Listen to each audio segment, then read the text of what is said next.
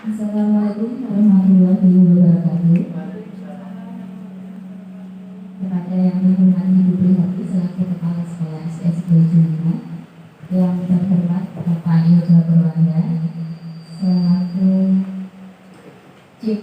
GP Angkatan 5 Kabupaten Ngawi, yang terhormat Bapak dan Ibu Guru SSD Juliana, puji dan syukur kehadirat Allah Subhanahu wa Ta'ala yang telah melimpahkan segala nikmatnya kepada kita siang hari ini sehingga kita bisa berkumpul untuk sosialisasi modul 1.4 budaya positif yang nanti akan disampaikan oleh Pak Yoga Purwanda.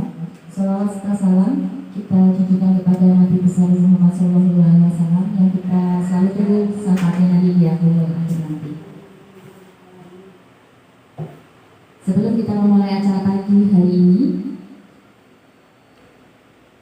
izinkan saya untuk menyampaikan susunan acaranya. Yang pertama yaitu pembukaan, yang kedua penyampaian materi, yang ketiga penutup. Yang pertama, marilah kita buka acara pagi hari ini dengan bacaan basmalah bersama-sama. Yang kedua yaitu sambutan. Sambutan yang pertama akan disampaikan oleh Ibu Prihati selaku Kepala Sekolah SSD Juliman. Kepada Ibu kami persilakan. Assalamualaikum warahmatullahi wabarakatuh. Bapak Ibu guru yang kami hormati, karena kita mengingatkan rasa syukur kehadirat Allah Subhanahu wa Ta'ala yang mana pada siang hari ini meskipun teman kita tidak lengkap karena ada beberapa kegiatan yang harus teman-teman laksanakan bersamaan dengan kegiatan dari Pak Yoga, yaitu dalam rangka sosialisasi modul 1.4 budaya positif selaku CGP Angkatan 5 Kabupaten Ngawi yang berasal dari SDN Sekolah Juliman. Siang hari ini bisa kita laksanakan dalam keadaan sehat walafiat. Salawat serta salam yang kita aturkan kepada junjungan kita Nabi Agung Nabi Muhammad SAW yang kita tunggu sahabatnya di yaumul akhir nanti. Bapak Ibu yang kami hormati, pertama saya ucapkan selamat kepada Pak Yoga yang sudah melaksanakan kegiatan-kegiatan calon guru penggerak Angkatan 5 Kabupaten Ngawi yang berasal dari SDN Sekolah Juliman, yang mana CGP Angkatan 5 dari Kecamatan Widodaren hanya ada 2, yaitu Pak Yoga dari Sekolah Juliman dan Wana dari Wilian 3. Karena banyaknya kegiatan yang mungkin bersamaan dengan kegiatan sekolah, mudah-mudahan Pak Yoga bisa melaksanakan kegiatan-kegiatan dinas baik yang berhubungan dengan CGP maupun yang berhubungan dengan KPF ataupun yang berhubungan dengan kegiatan dinas yang lain. Mudah-mudahan dapat membagi waktu karena memang ya sama-sama pentingnya yang kegiatan-kegiatan itu harus kita laksanakan, dan mudah-mudahan dapat membagi waktu dengan baik dan Pak Yoga bisa melaksanakan kegiatan-kegiatan itu dengan lancar, dan mudah-mudahan ilmu yang didapat oleh Pak Yoga dapat mengimbas kepada kita khususnya SDN Sekolah Juliman dan mungkin ke lembaga yang lain. Karena waktu sudah siang, maka waktu dan tempat kami persilakan kepada Pak Yoga untuk menyampaikan materi sosialisasi budaya positif. Yaitu dari kami cukup sekian. Akhir kata wabillahi taufiq wal hidayah. Wassalamualaikum warahmatullahi wabarakatuh.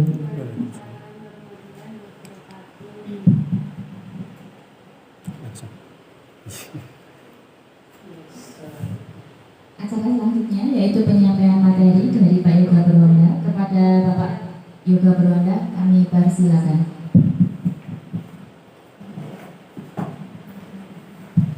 Bismillahirrahmanirrahim. Assalamualaikum warahmatullahi wabarakatuh. Alhamdulillahirabbil alamin, shalatu wassalamu ala asyrofil anbiya'i wal mursalin sayyidina Muhammadin wa ala alihi washabbihi ajmain. Yang kami hormati Ibu Prihati SPG selaku Kepala Sekolah SDN Sidoarjo 5 beserta teman-teman Ibu guru dari SDN Sidoarjo 5. Kami ucapkan terima kasih sebelumnya kepada Bu Kepala Sekolah dan teman-teman semuanya yang hari ini insya Allah saya akan melaksanakan salah satu tugas dari kegiatan program guru penggerak, yakni aksi nyata modul 1.4. Bapak Ibu yang kami hormati, bahwa di pendidik program guru penggerak sendiri ada 12 modul, yakni modul 1.1 tentang pemikiran Ki Hajar Dewantara, yang kemudian 1.2 tentang nilai guru penggerak, 1.3 tentang visi dan misi guru penggerak, calon guru penggerak, dan kemudian yang ini 1.4 tentang budaya positif. Nah, sebelum kami lanjutkan, di sini ada kata-kata istilahnya mutiara ya, dari salah satu ulama Imam Syafi'i yang berbunyi yang pertama, ilmu itu seperti air, jika ia tidak bergerak maka ia akan menjadi keruh lalu membusuk. Nah, seperti kita ibaratkan kalau bahasa Jawanya air tergenang atau banyu menang ya Bu ya. Ketika air tergenang itu ketika dia tidak mengalir, lama-lama bisa menjadi sumber penyakit. Sebaliknya ketika air itu bisa mengalir dengan lancar, mungkin bisa mengaliri tanah, bisa mengaliri tumbuhan dan seterusnya, bisa menjadi bermanfaat bagi lingkungan sekitarnya. Demikian juga ketika kita mencari ilmu atau kita berilmu, ketika kita terus belajar, kemudian kita memanfaatkannya, kita salurkan ke orang lain, insya Allah akan lebih bermanfaat. Dan yang kedua, jika kamu tidak tahan terhadap penatnya belajar, maka kamu akan menanggung bahayanya kebodohan. Sebuah konsekuensi jika tidak mau belajar, tidak mau membuka diri terhadap pandangan-pandangan baru di sekitar kita, tentunya kita akan harus menanggung kebodohan. Terus selanjutnya Mbak Nika, ini sebenarnya mohon maaf, ini sebenarnya memakai PowerPoint Canva, tapi karena tidak ada sistem, tadi saya ubah ke PDF. Naik dulu. Yang pertama adalah kesepakatan belajar. Biasanya kita kalau di awal kegiatan seminar, kolaborasi di kelas dan seterusnya pasti ada kesepakatan belajar. Sebenarnya tadi saya mau menambahkan untuk ditulis kembali, kita lewati saja ya. Terus bawahnya. Yang pertama, belajar apa kita hari ini? Yang pertama tentang 3 motivasi perilaku manusia. Kemudian makna disiplin positif, posisi kontrol guru, kemudian perbedaan hukuman, konsekuensi dan restitusi.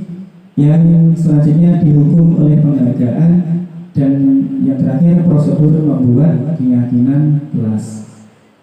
Terus, nah kita interaksi dulu ya. Yang pertama ada sebuah pertanyaan pembuka. Bila di sekolah Anda tidak ada aturan yang memberikan surat teguran bagi karyawan yang sering datang terlambat, atau tidak ada atasan yang memberikan Anda penghargaan bagi karyawan terbaik karena sering tepat waktu, apakah Anda akan tetap datang tepat waktu untuk mengajar murid-murid Anda? Jelaskan alasan Anda. Coba di sini, misalkan di sekolah kita tidak ada, ibu kepala sekolah tidak menegur atau tidak diberi penghargaan. Misalnya Mbak Nika datangnya 6:30, ini nggak diberi penghargaan. Apakah Mbak Nika akan tetap datang tepat waktu? Beri Mbak Nika.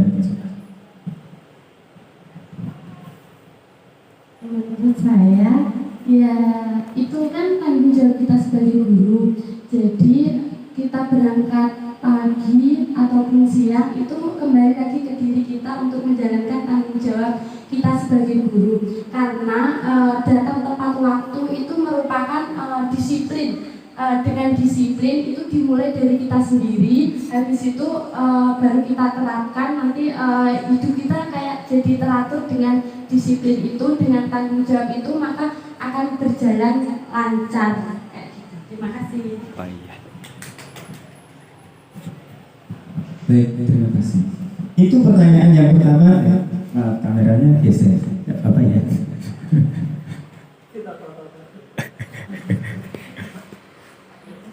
Iya. Ya. Itu pertanyaan pemantik pertama. Mohon maaf karena waktunya.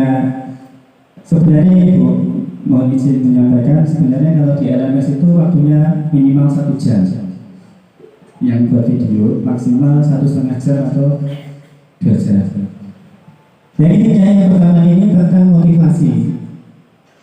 Tolong ke bawahnya Mbak Nika.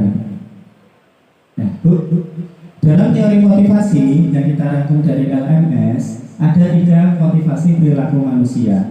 Kenapa toh kita melakukan sesuatu itu pasti ada motivasinya. Ini teori ini dipelajari nanti larinya ke anak-anak juga. Kenapa toh anak kok berbuat seperti ini, kok tidak berbuat seperti ini dan seterusnya. Yang pertama adalah untuk menghindari ketidaknyamanan atau hukuman. Nah, kalau tadi Bu Nika menjawab karena beliaunya sadar diri, karena bukan karena takut dihukum untuk datang tepat waktu atau bukan karena ingin mendapat penghargaan. Itu termasuk yang kita sebut dengan motivasi eksternal atau motivasi yang berasal dari pihak luar. Yang ketiga, untuk mendapatkan imbalan atau penghargaan dari orang lain.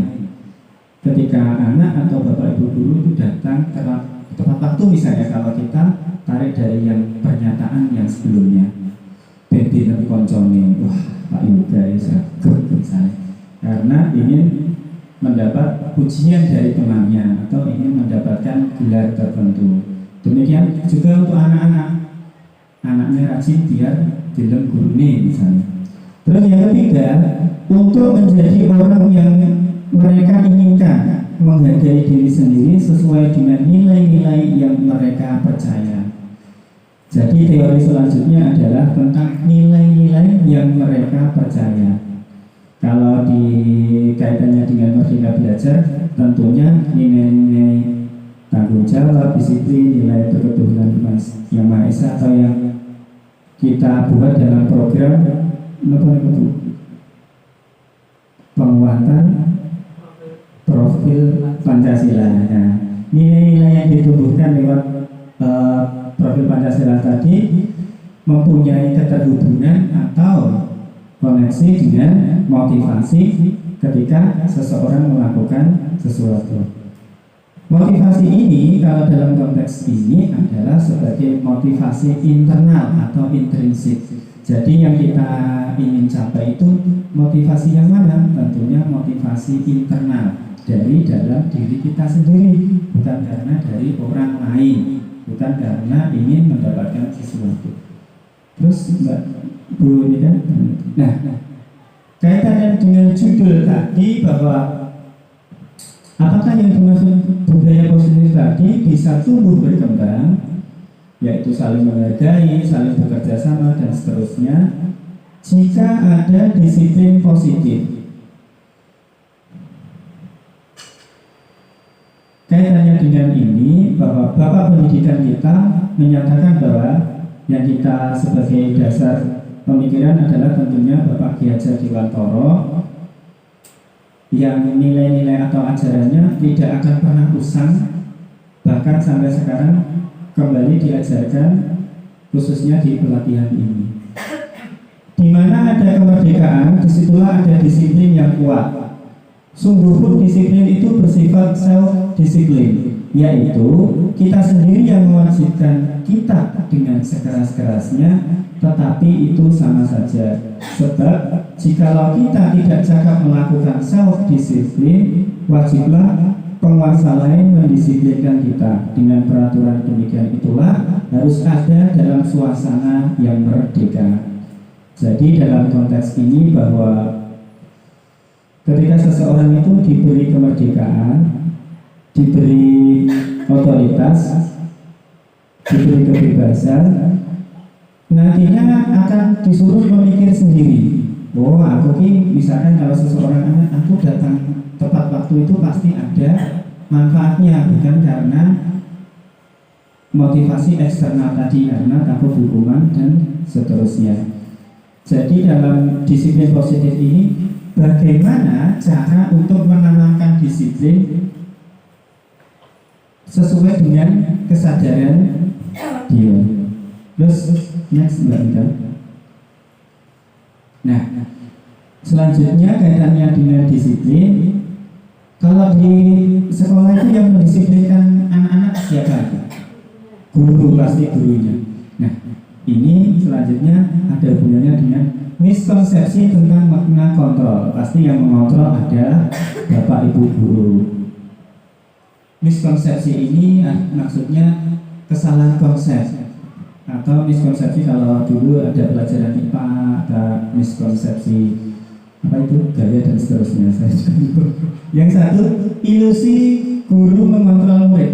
Ini teori dari seorang pakar psikologi bahwa sebenarnya guru itu tidak bisa mengontrol murid.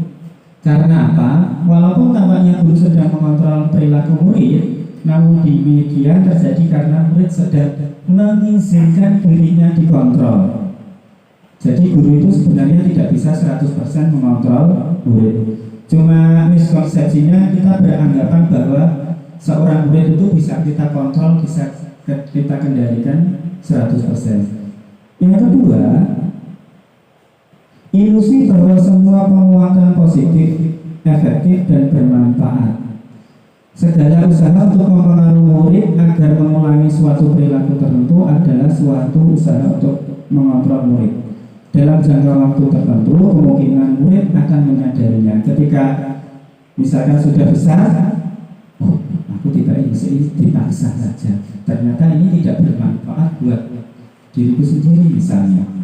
Jadi di masa depan itu akan menyadari bahwa saya dulu melakukan sesuatu itu karena cuma untuk menuruti Bapak Ibu guru saya. Jadi dia tidak sadar manfaat yang diberikan kebijakan sekolah misalnya dan seterusnya. Dia tidak menyadari karena ilusi bahwa penguatan positif, efektif dan bermanfaat. Dan yang ketiga, ilusi bahwa kritik dan membuat orang merasa bersalah itu menguatkan karakter.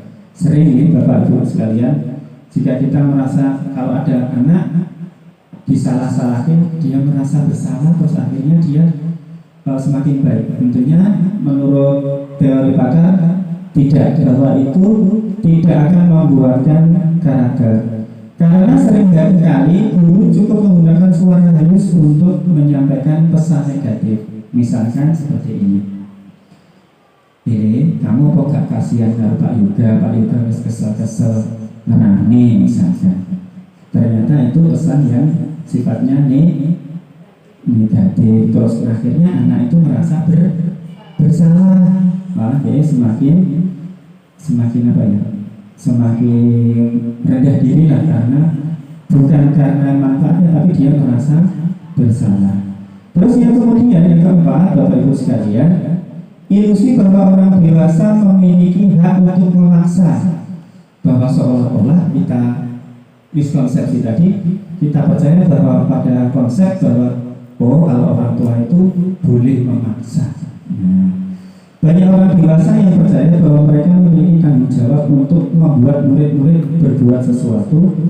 Pada saat itu pula orang dewasa akan menyadari bahwa perilaku memaksa tidak akan efektif untuk jangka waktu yang panjang, dan sebuah hubungan permusuhan akan tersebut. Jadi jangka waktu yang panjang, ketika dia tidak sudah menyadari, ternyata malah dianyari malah menimbulkan permusuhan, misalkan anak dengan orang tuanya misalkan.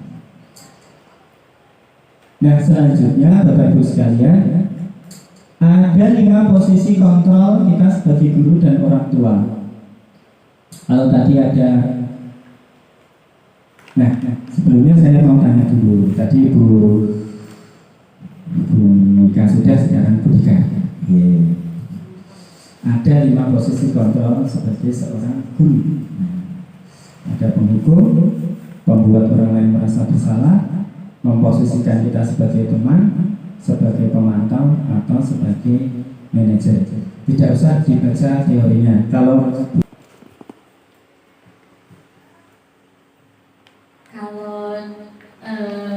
di kelas atas ya Pak, kan Mas juga ngajar di kelas atas. Kalau di kelas atas saya mungkin lebih jadi teman untuk anak-anak, karena kalau kita jadi di posisi yang lain mungkin anak-anak nggak akan bebas atau nggak akan leluasa. Cuma nggak 100% teman, artinya kadang-kadang kita juga bisa menjadi seorang pemantau, kadang juga kita bisa menjadi seorang penghukum kalau memang anak-anak itu melakukan segala sesuatu atau yang dalam artian mungkin melakukan kesalahan yang lebih fatal akibatnya, mungkin kayak gitu. Itu menurut saya Pak Ilka. Iya.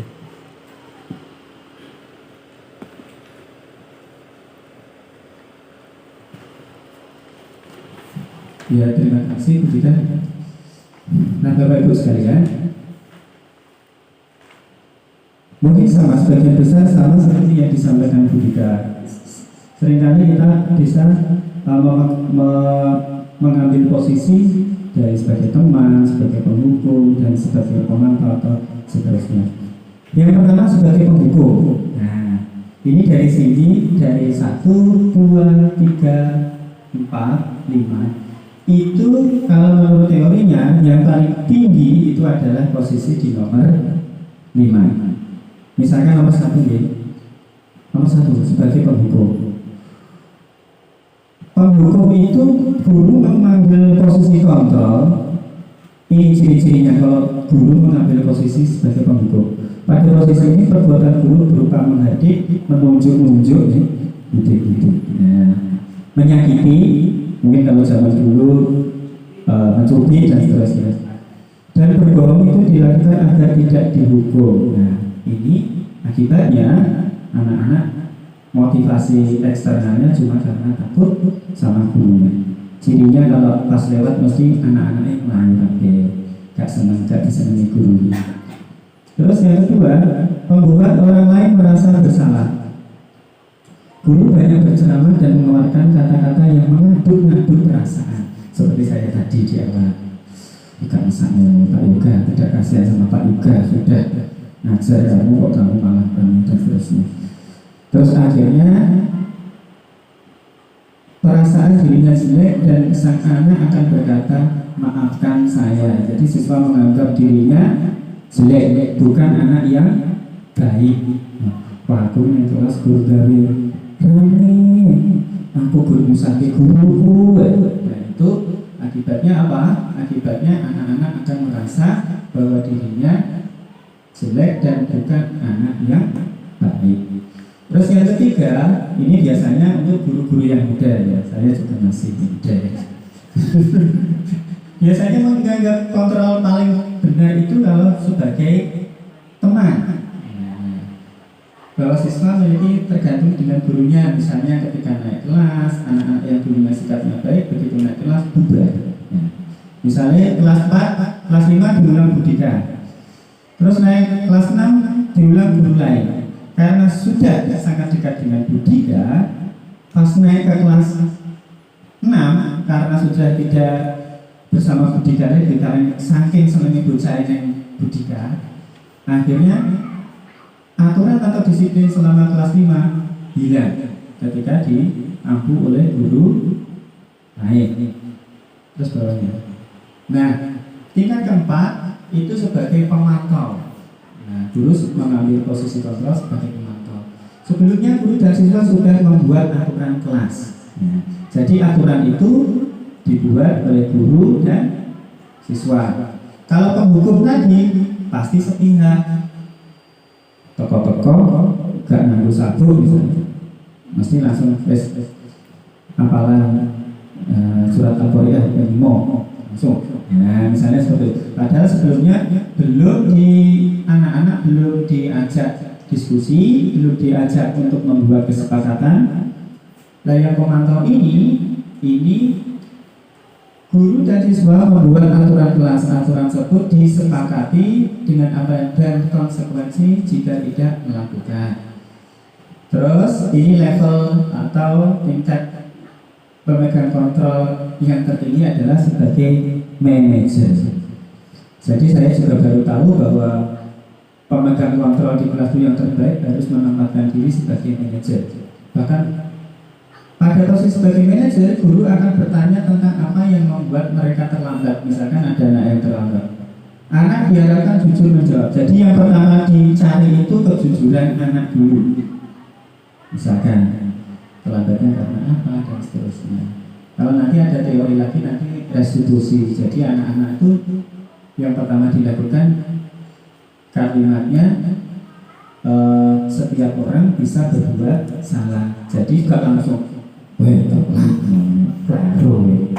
lalu mensadari diri dulu bahwa setiap orang tidak ada manusia yang sempurna. Jadi di awal dulu bahwa supaya anak-anak itu tidak takut dulu.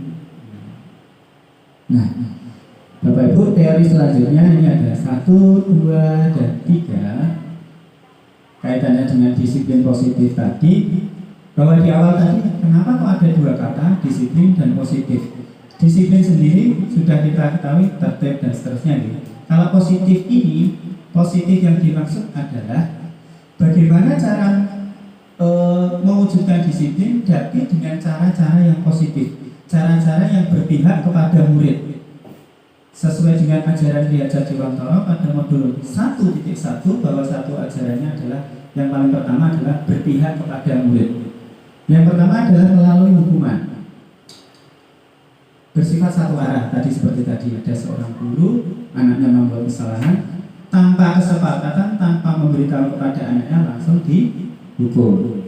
Ini merupakan paradigma lama atau cara mindset, cara lama bahwa tidak ada keterlibatan anak di dalamnya.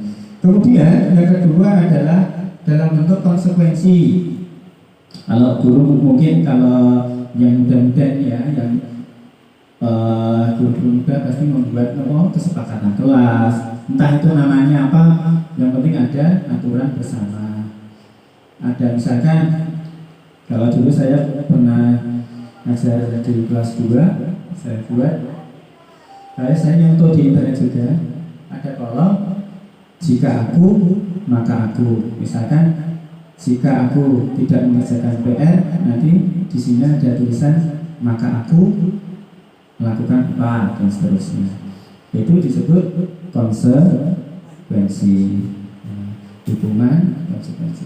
Dan ada tingkatan yang lebih lagi, Bu, Bapak Ibu sekalian, yang lebih dari hukuman dan konsekuensi, namanya restitusi. Nah, ini restitusi adalah proses menciptakan kondisi bagi murid untuk memperbaiki kesalahan mereka sehingga mereka bisa kembali ke kelompok mereka dengan karakter yang lebih kuat. Restitusi merupakan proses kolaboratif. Proses kolaboratif yang dimaksud adalah guru dan murid. Jadi tidak secara sepihak tadi. Apa bedanya dengan konsekuensi? Kalau konsekuensi itu kan kadang-kadang tidak sesuai dengan nurani murid, maksudnya sesuai dengan kesepakatan banyak murid. Kalau ini sangat menghargai per individu, merupakan proses kolaboratif mengajarkan murid untuk mencari solusi untuk masalah mereka. Jadi anak-anak dilibatkan. Misalkan contoh kecil saja, kamu datang terlambat. Jadi anak-anak yang pertama dilakukan ditanya dulu atau diberitahu dulu bahwa semua orang mungkin Pak Ika juga pernah terlambat, Bapak Ibu guru juga terlambat, tapi harus ada alasannya. Terus kemudian selanjutnya diberitahu kenapa kok terlambat, pasti ada. Nanti hubungannya dengan teori kebutuhan, ada teori kebutuhan anak itu apa saja. Proses kolaboratif mengajarkan murid untuk mencari solusi untuk masalah mereka dan membantu murid berpikir tentang orang seperti apa yang mereka inginkan. Nah, kamu nanti cita-citanya jadi apa? Misalkan bisa memperbaiki? Tidak. Kalau kamu sering terlambat, akibatnya apa? Itu anak-anak disuruh berpikir. Jadi bukan hanya kaitannya dengan kalau dia terlambat akan konsekuensinya ini, tapi dengan restitusi anak-anak diajak berkolaborasi untuk berpikir, untuk mencari solusi dari permasalahannya. Nah, yang ini adalah dihukum oleh penghargaan. Nanti teori lebih lanjutnya ada di modul, mungkin bisa saya bagikan ke teman-teman. Ini saya ringkas saja.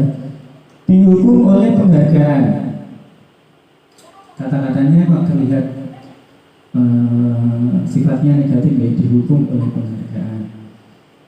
Ternyata ketika kita melakukan atau mewujudkan sebuah disiplin positif tadi, kadang-kadang kita memberi penghargaan kepada anak, dan itu justru akan memberikan, bahkan bukan dampak yang positif, kadang bisa berdampak negatif. Setiap kita berulang-alik menjanjikan hadiah kepada anak-anak agar berperilaku tanggung jawab, atau kepada seseorang murid agar mempelajari sesuatu yang baru, disuruh belajar hal yang baru misalkan, atau kepada seorang karyawan agar melakukan pekerjaan yang berkualitas, kita sedang berasumsi mereka tidak dapat melakukannya atau mereka tidak memilih untuk melakukannya.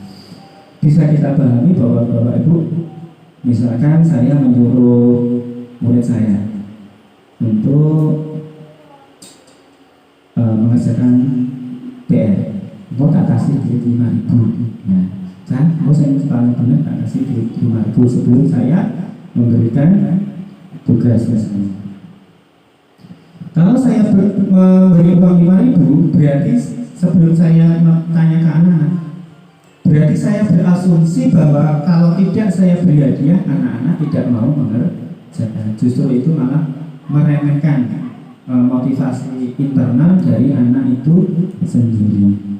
Wong bisa jadi dia anaknya mau mengerjakan karena ingin lebih pandai misalnya. Jadi ini yang dihukum oleh penghargaan. Jadi tadi mau ke atas dulu Mbak Ida. Jadi meningkatkan disiplin positif dengan cara positif tadi ada 3 teori, melalui hukuman, melalui konsekuensi, dan melalui restitusi. Yang paling bawah. Nah, ini yang terakhir ada prosedur pembentukan keyakinan kelas. Nah, kaitannya dengan restitusi jadi siswa itu dilibatkan, tidak sepihak oleh gurunya atau pihak sekolah. Mempersilahkan warga sekolah atau murid di sekolah untuk bercurah pendapat. Nah, curhat. Kita kan guru itu kan bukan cuma bicara ya, tapi kita sering ingin didengar. Kalau kita ingin didengar muridnya, kenapa kok kita tidak mendengar ganti mendengar murid-murid kita? Terus yang kedua, mencatat semua masukan para murid. Nah, anak-anak disuruh mencatat. Pak, aku kalau tidak datang terlambat, aku mau ini. Jadi semua masukan murid itu ditulis. Kemudian pada di papan tulis atau di kertas besar, kertas ukuran poster, nah misalkan ditempel di kelas. Terus kemudian susunlah keyakinan kelas melalui pembentukan keyakinan sekolah atau kelas. Ganti kalimat-kalimat dalam bentuk negatif menjadi positif. Kalimat negatif misalnya, jangan berlari di kelas atau koridor, diganti dengan kalimat yang positif, berjalanlah di kelas atau koridor. Jadi sifatnya bukan melarang, bukan yang negatif-negatif, tetapi kalimat yang digunakan kalimat positif. Selanjutnya, tinggal kembali daftar surat pendapat yang sudah dicatat. Nah, kemudian tinjau ulang keyakinan sekolah atau kelas secara bersama-sama, bisa berkisar 3-7 keyakinan. Bila keyakinan terlalu banyak, maka warga kelas yang akan sulit mengingatnya akan sulit untuk dijalankan. Setelah keyakinan kelas selesai dibuat, maka semua warga kelas dipersilakan meninjau ulang dan atau menyetujuinya dengan menandatangani keyakinan kelas tersebut, termasuk guru dan wali warga atau murid.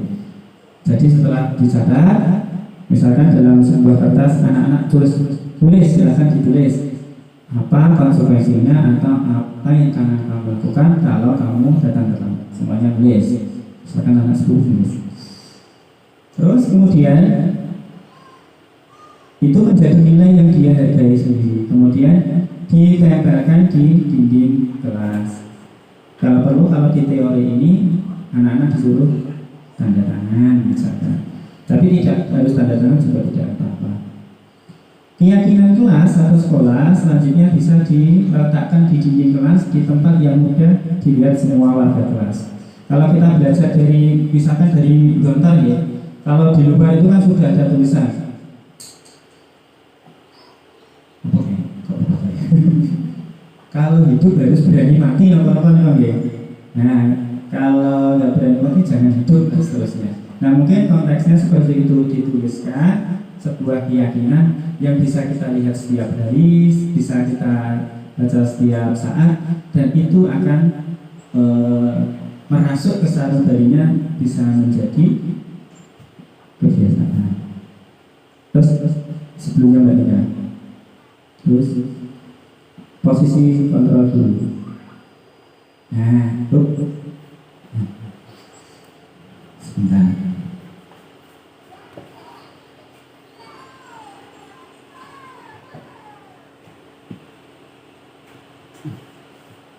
Nah, dari kelima ini saya mempunyai berapa menit ya? 37. Saya mempunyai sebentar.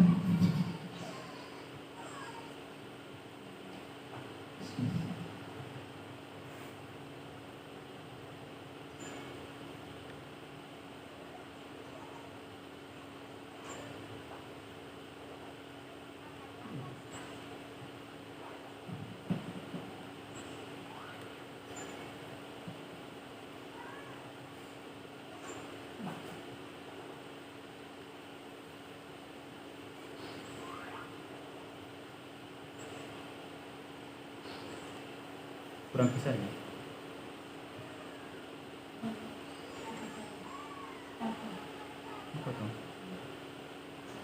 Nah, di sini ada berapa lagi? Oh, juga kayak teman-teman.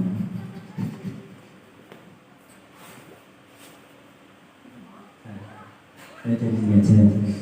Di sini ada kasus tidak. Ada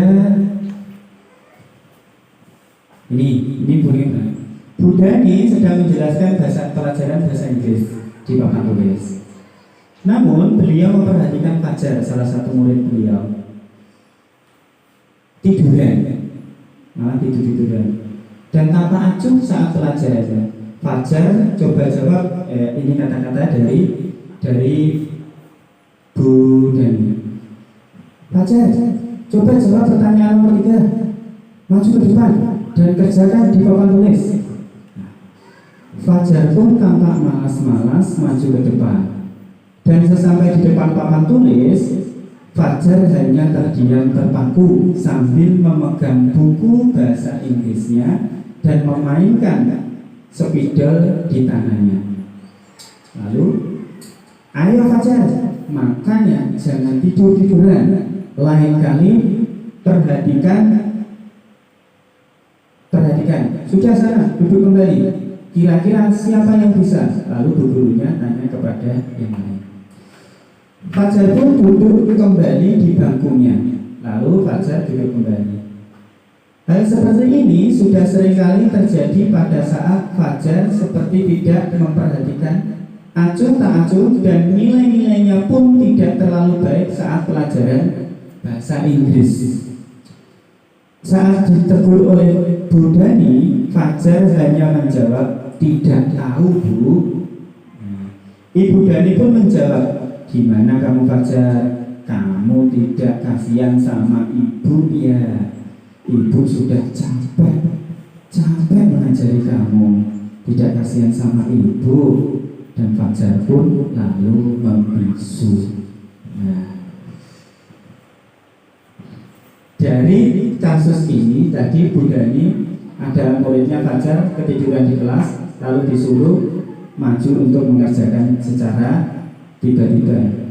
Menurut teman-teman, Bu Dani ini, guru bahasa Inggris ini menyuruh Fajar yang tidur tadi langsung maju ke depan untuk mengerjakan tugas. Terus yang kedua, dia berbicara lirih kepada Bu Dani, kamu tidak kasihan sama ibu ya? Ibu sudah capek-capek mengajari kamu, tidak kasihan sama ibu. Fajar tadi.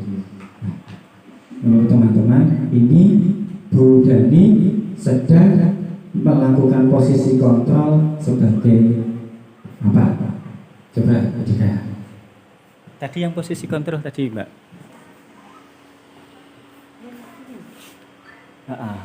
Nah, Jawabannya lebih dari satu nggak apa-apa ya Pak? boleh. Kalau menurut saya dari kasus tadi ya, itu kemungkinan besar bu gurunya tadi itu dua jawaban. Yang pertama menghukum, karena kan dia tidak menanyakan terlebih dahulu alasannya anak ini kenapa untuk aja di kelas misalnya kayak gitu. Jadi dia langsung memberikan hukuman untuk maju ke depan kelas.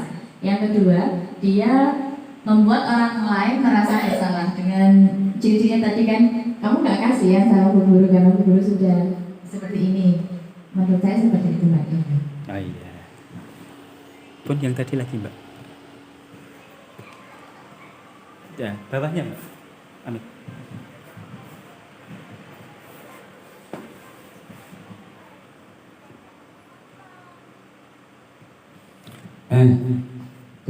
Sama seperti kelompok kami waktu menjawab ini tugas kelompok sama seperti yang disampaikan Bu Dika. Yang pertama sebagai penghukum. Nah, karena Bu Dani tadi indikatornya menggunakan hukuman fisik atau verbal, sedangkan Fajar tadi masih dalam posisi tidur, lagi keturun itu dia mau dikagetkan kok maju, pasti kan kaget. Terus yang kedua, sebagai pembuat orang yang merasa bersalah, indikatornya pada posisi ini guru bersuasana lebih lembut. Nah, Fajar, kamu apa tidak kasihan sama ibu, misalkan itu. Nah, akibatnya ini dalam jangka panjang akan membuat Fajar menjadi merasa rendah diri karena sudah apa istilahnya, seolah-olah tidak kasihan dengan gurunya. Terus ini bawah Anika. Nah, ini di slide tidak kami tampilkan. Teori selanjutnya ada kaitannya dengan kebutuhan murid. Membaca sikap Fajar tadi, kira-kira kebutuhan apa yang diperlukan oleh Fajar? Tanpa melihat teori, coba Mbak Bu Nika. Kebutuhannya Fajar tadi apa? Dia keturun, terus tadi ketiduran terus disuruh maju.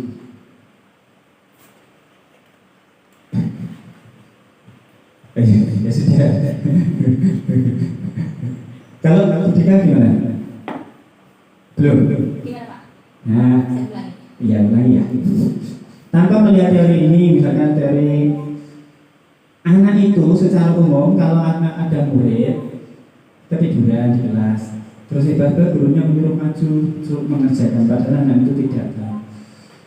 Kira-kira kebutuhan apa yang diperlukan oleh Fajar? Jadi itu loh harusnya butuh apa dalam kasus tersebut?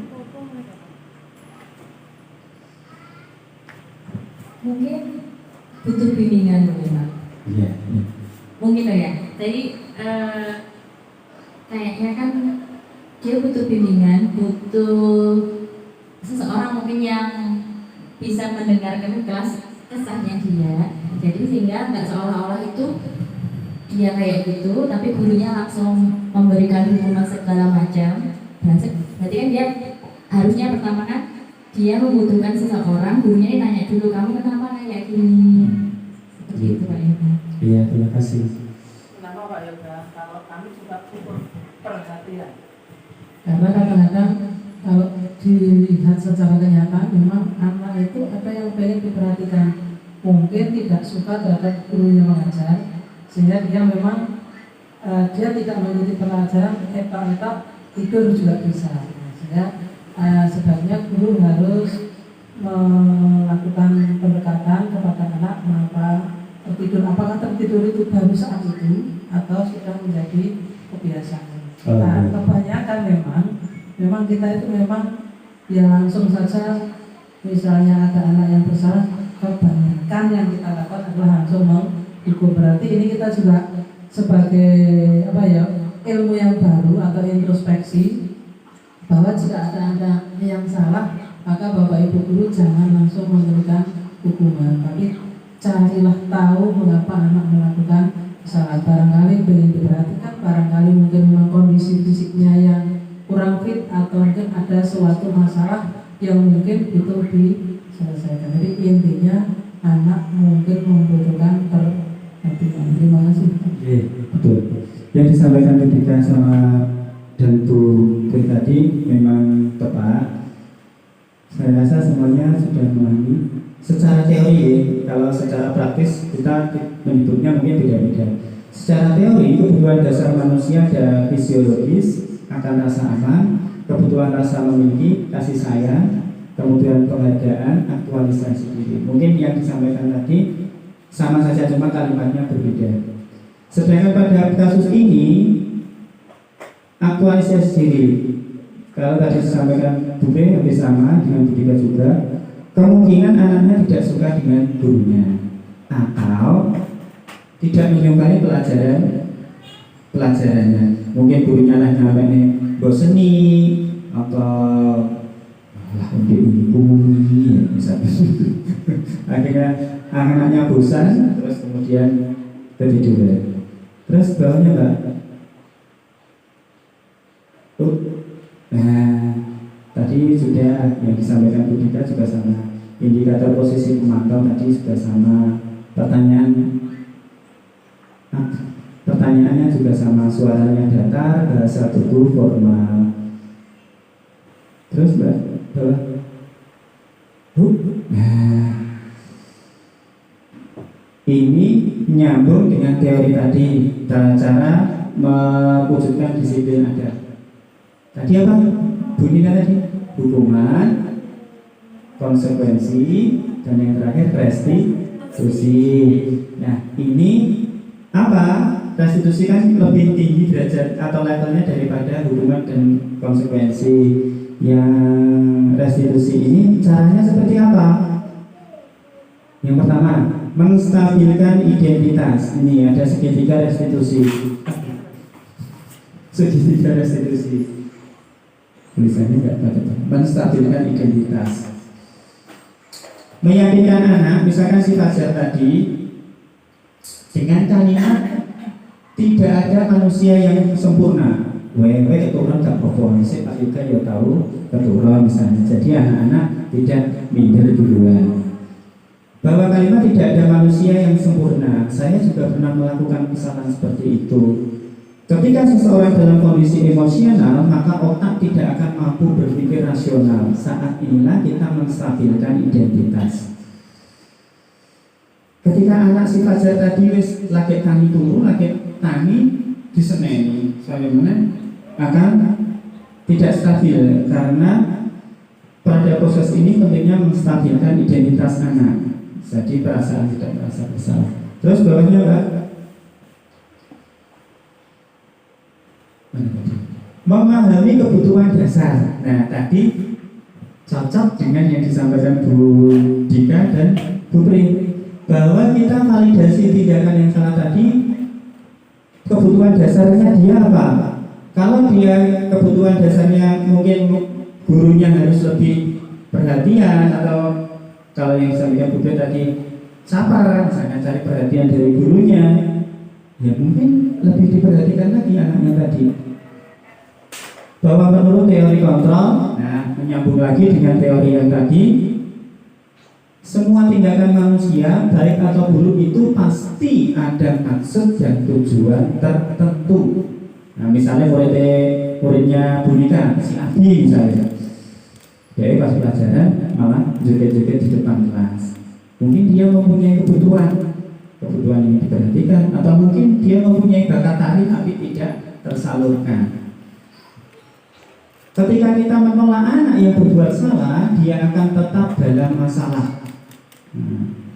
Salah kok ditolak, dia akan merasakan masalah. Terus menanyakan keyakinan anak tentang kehidupan ke depan. Kalau sudah disetabilkan, dia tanyakan apa tadi kesalahannya. Yang pertama tadi kan bicara kalau semua manusia bisa salah, jadi gak langsung disalah-salahin. Terus yang kedua, memahami kebutuhan dia butuh apa. Kita penuhi dulu kebutuhannya tadi, kita cek dulu. Dan yang ketiga, menanyakan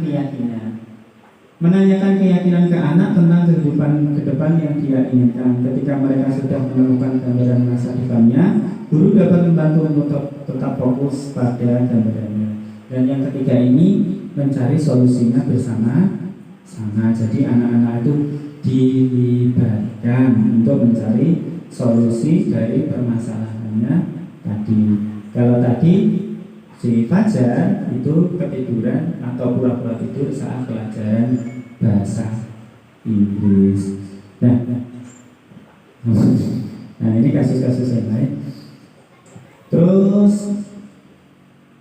tadi ada hukuman, konsekuensi dan restitusi. Dan kemarin ada aksi nyata yang saya buat dengan anak-anak. Coba nggak yang yang ini coba. Iya betul.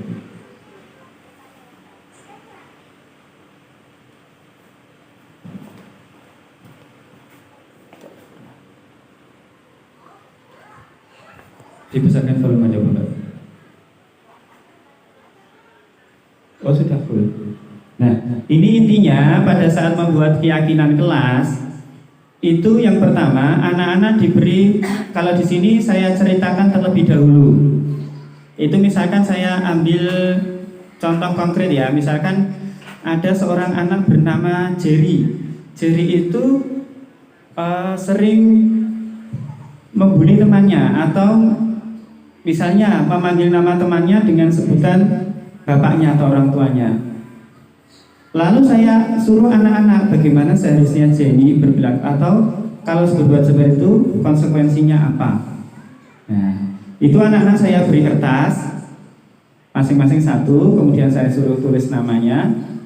Kemudian kertas-kertas tadi ditempel di papan tulis di belakangnya tersebut.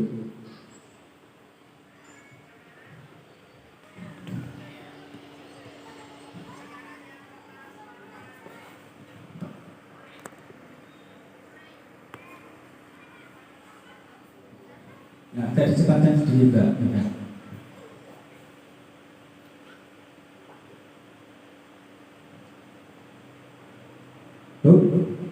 Nah, ini jadi dari berbagai aspek keyakinan kelas yang mau dibuat. Misalkan tentang datang terlambat, atau mengerjakan tugas, atau tentang bullying dan seterusnya. Anak-anak diberi kebebasan untuk menulis. Dan macam-macam reaksinya. Kalau ada yang berjanji tidak akan mengulanginya lagi, ada yang ingin push up, ada yang ingin mengerjakan 2 kali, ada juga yang tidak istirahat. Kalau yang bicara kotor atau bullying, kemarin saya Dawi untuk nulis, ada yang saya akan membaca istighfar, yaitu anak-anak ditulis sendiri. Terus kemudian, nah ini langkah-langkahnya tadi sudah ada di awal, membuat keyakinan kelas. Nah kaitannya dengan restitusi apa? Ketika ada suatu kasus, ya tadi ditegakkan dengan restitusi. Anak kamu salah nggak apa-apa, semua orang bisa berbuat salah. Terus kemudian yang kedua, ditanyakan keyakinan berdasarkan keyakinan kelas yang sudah dibuat oleh anak tadi sendiri. Terus kemudian keyakinan kelas tadi ditempelkan di kelas. Nah, ini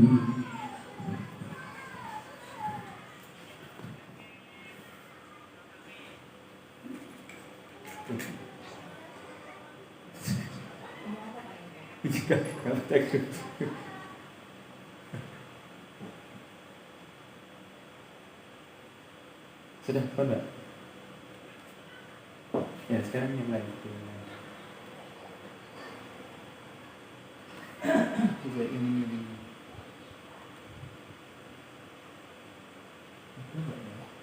oh.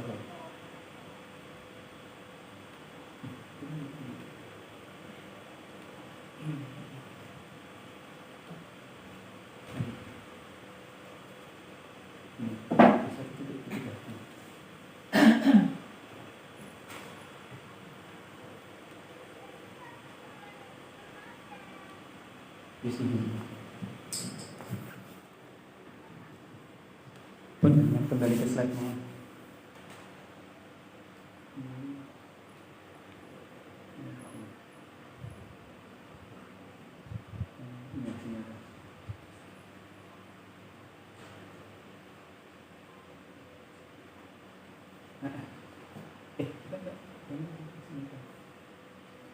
Nah, yang paling depan.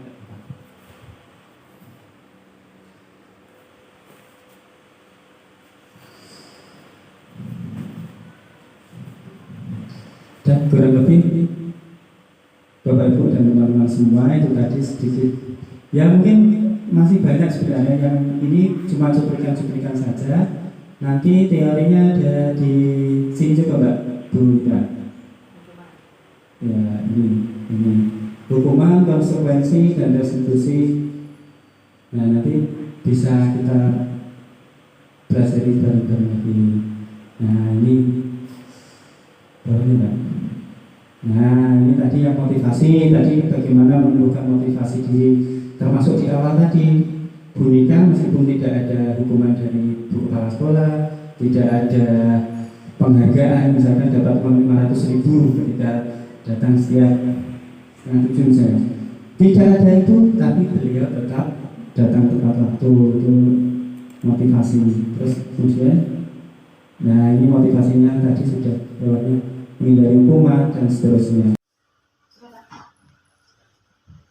Baru kita melanjutkan. Nah, terus kalau Mbak, nah tadi ya di awal semua teori tadi saling berkaitan. Yang di awal tadi motivasi, contoh konkretnya boneka yang rajin tadi, meskipun tidak ada hukuman, meskipun tidak ada penghargaan dari bu kepala sekolahnya. Terus kemudian restitusi, ya terima kasih. Terus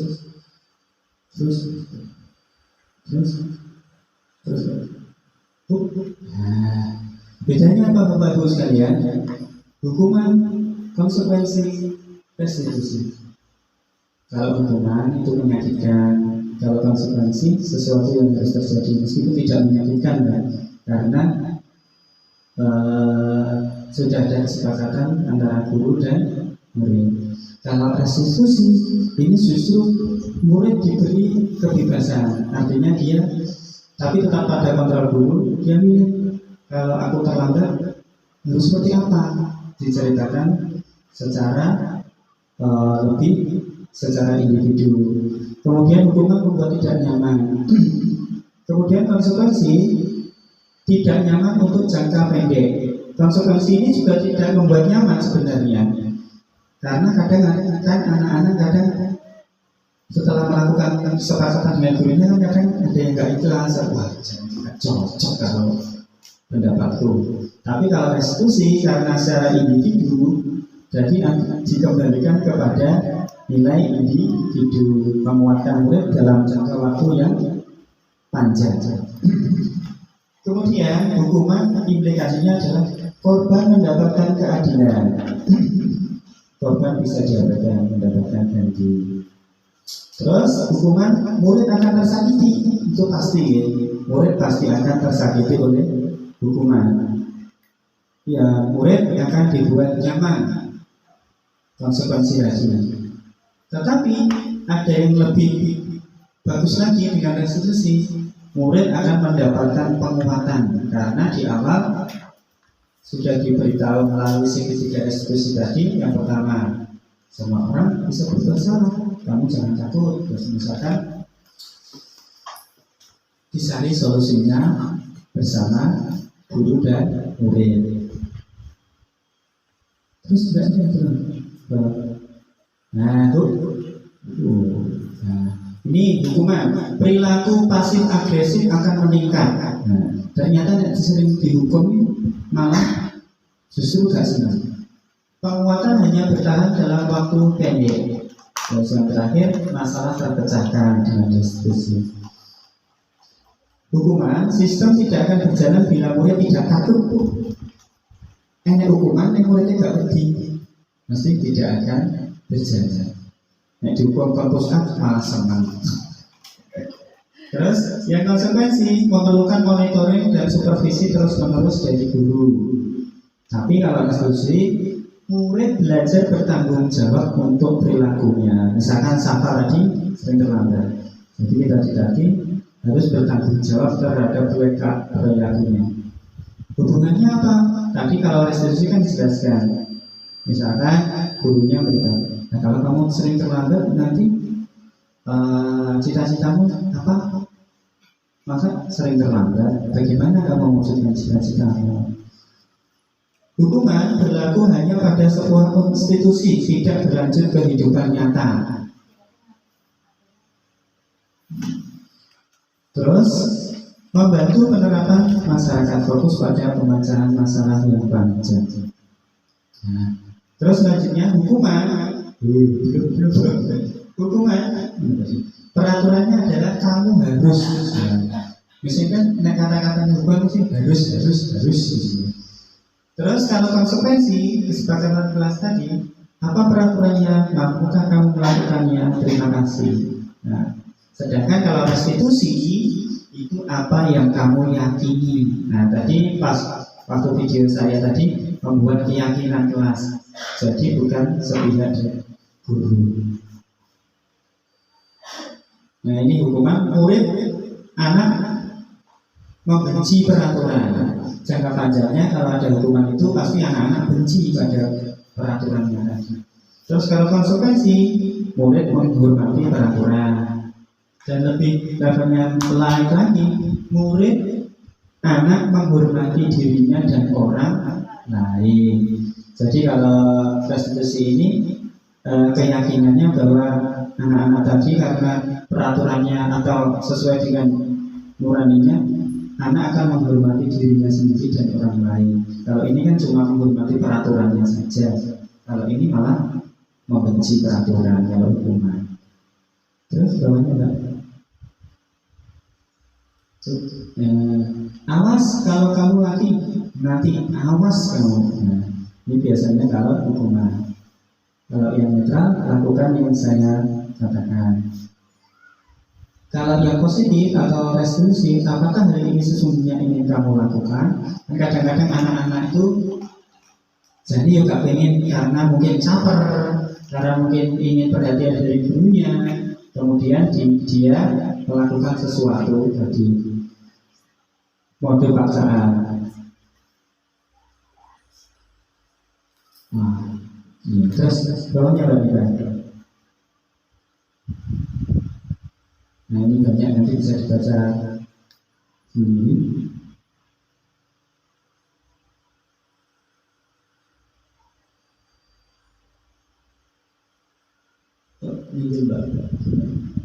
Nah ini yang tadi dihukum oleh penghargaan tadi. Dan kadang-kadang kalau kita ke anak kita atau murid-murid kita dikasih hadiah, sebelumnya maksudnya dikasih hadiah dulu, baru anaknya mau, misalkan seperti itu. Kecuali beda kalau lomba terus beri hadiah kan beda. Terus kegiatan nanti Ibu anak guru kelas 2 mendapatkan masalah gurunya tidak bisa tertib berdiri antri di depan pintu kelas dan selalu berputar masuk ke dalam kelas setelah jam istirahat. Itu menenangkan gurunya. Coba itu lagi mbak, tinggal sedikit. Nah, ini pengaruh jangka pendek, jangka panjang. Penghargaan efektif jika kita menginginkan melakukan sesuatu yang dalam jangka waktu yang pendek. Jadi ini kayak biasa, terus kemudian kamu ngopong, itu berlaku cuma jangka pendek saja. Jika kita menggunakan penghargaan lagi dan lagi, maka orang tersebut akan bergantung pada penghargaan yang diberikan, serta kehilangan motivasi dari dalam. Nah, konteksnya dalam kejadian Moro berpihak pada murid itu adalah menumbuhkan motivasi dari dalam murid sendiri. Terus yang ketiga, jika kita mendapatkan penghargaan untuk melakukan sesuatu yang baik, maka selain kita senantiasa berharap mendapatkan penghargaan tersebut lagi, kita pun menjadi tidak menyadari tindakan baik yang kita lakukan. Misalkan ketika kita mengajar karena ingin mendapatkan gelar tertentu misalkan atau penghargaan, kadang-kadang kita tidak sadar bahwa kita itu berbuat baik pada niatnya cuma ingin mendapatkan penghargaan. Terus ke bawah lagi Mbak Ika, tolong sedikit lagi. Nah, penghargaan tidak efektif. Penghargaan merusak hubungan. Ketika seseorang diberi penghargaan dipuji depan orang banyak, maka yang lain akan merasa iri. Nah, Mbak Galuh kamu pintar juara siji terus, yang lainnya akan merasa minder atau iri. Nah, sebagian dari mereka akan tidak menyukai orang yang diberi penghargaan tersebut. Nah, misalnya yang dipuji guru kuwi ya, sentiannya mesti secara alamiah akan iri. Jika seorang guru sering memberikan penghargaan kepada murid-muridnya, besar kemungkinan muridnya termotivasi hanya untuk menyenangkan gurunya. Mereka tidak bersikap jujur kepada guru tersebut. Murid saya ada dulu pintar bisa lolos siswa berprestasi dan seterusnya. Tapi dia pernah berbuat curang karena malu nilainya lebih rendah daripada temannya sering. Terus penghargaan menciptakan persaingan di kelas, tapi persaingan menciptakan kecemasan. Nah, kalah kalau konco.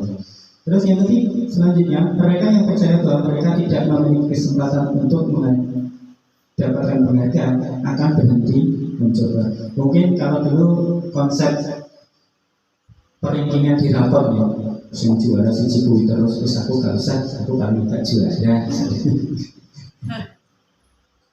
Terus penghargaan mungkin penghargaan mematikan kreativitas. Penghargaan menghukum. Nanti sudah. Ini sistem ranking tadi. Memotivasi dari dalam diri. Ternyata menumbuhkan motivasi anak itu harus dari dalam dirinya sendiri.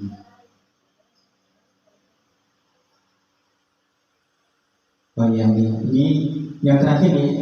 Jika kita memberikan penghargaan kepada seorang anak pada saat dia sedang merasa bangga dengan pencapaiannya sendiri, maka kita akan mengambil kegembiraan yang saat itu sedang dirasakan secara alamiah.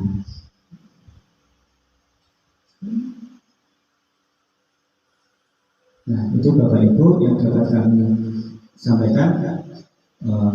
Kurang lebihnya mohon maaf dan kami sampaikan banyak-banyak terima kasih kepada Bu Dika, mohon. Monggo Ibu menarik kesimpulan dari keterangan tadi berarti kita tidak boleh menghukum anak yang salah, baik di rumah maupun di sekolah. Sehingga ini adalah ilmu yang baru, sehingga Bapak Ibu guru saya harapkan dengan adanya ilmu yang baru dari Pak Yoga ini, maka mengharapkan stop menghukum anak khususnya pada saat pembelajaran. Apapun kesalahan anak-anak, kita jangan sampai memberikan hukuman, baik dalam hukuman verbal maupun hukuman fisik. Bapak Ibu, meskipun secara umum atau masyarakat pun umum, secara umum baik kita pendidik ataupun masyarakat yang berpendidikan tinggi di luar sana ataupun masyarakat secara umum, memang kalau ada yang salah itu pasti yang paling cepat muncul hukuman ya. Yang paling cepat muncul hukuman seperti anak berlari, jangan nanti kalau jatuh. Padahal itu menurut teori dari tokoh pendidikan kita itu juga sama. Tapi yang sering muncul di diri kita, ataupun saya pun juga mengakui kalau ada sesuatu yang kurang pas bagi orang lain terhadap diri kita, mungkin yang paling cepat muncul adalah bahasa maupun tadi. Dengan demikian, yang paling bagus adalah sikap yang terakhir tadi apa Pak Yoga? Restitusi. Jadi mungkin digali dulu anaknya mengapa salah. Seperti yang di-share oleh Pak Wati di grup kepegawaian, mungkin teman-teman juga melihat itu memang betul tindakan guru adalah salah, sehingga ada anak yang melakukan kesalahan jangan langsung dibentak-bentak, dimaki-maki, ditanya dulu apa penyebab anak melakukan kesalahan, misalnya terlambat ataupun tidak mengerjakan PR. Nah, itu harus benar-benar kita gali penyebabnya anak melakukan kesalahan itu apa. Jangan sampai salah seperti yang di video itu, ternyata anak memang tidak masuk sekolah ataupun terlambat sekolah karena memang anak mengutamakan nyawa dari ibunya. Ternyata setelah kita membentak, akhirnya kita merasa salah ya. Karena itulah Bapak Ibu, kami berusaha sekali lagi, jika ada anak yang salah jangan langsung dijustis salah atau jelek ataupun dihukum, tetapi galilah mengapa anak melakukan kesalahan, kemudian kita adakan pendekatan ataupun bimbingan dan kita cari solusinya agar kesalahan-kesalahan itu tidak diulang kembali. Karena kita tahu bahwa berdasarkan informasi dari Bapak Ibu semuanya, anak didik kita sering melakukan hal-hal yang kurang pas, baik bullying ataupun pelecehan seksual ataupun dalam hal kegiatan belajar mengajar. Jadi sekali lagi, stop hukuman kepada anak didik kita pada saat anak melakukan kesalahan. Terima kasih Pak Ibu.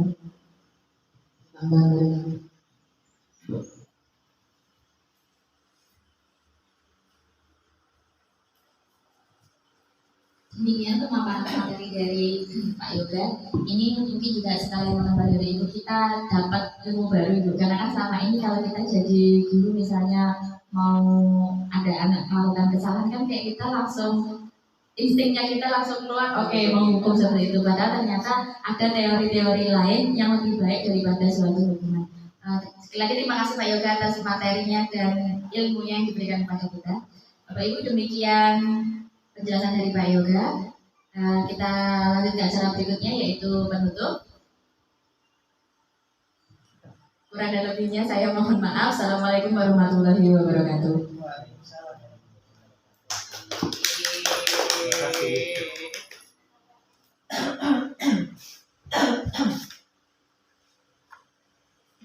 Jangan matikan.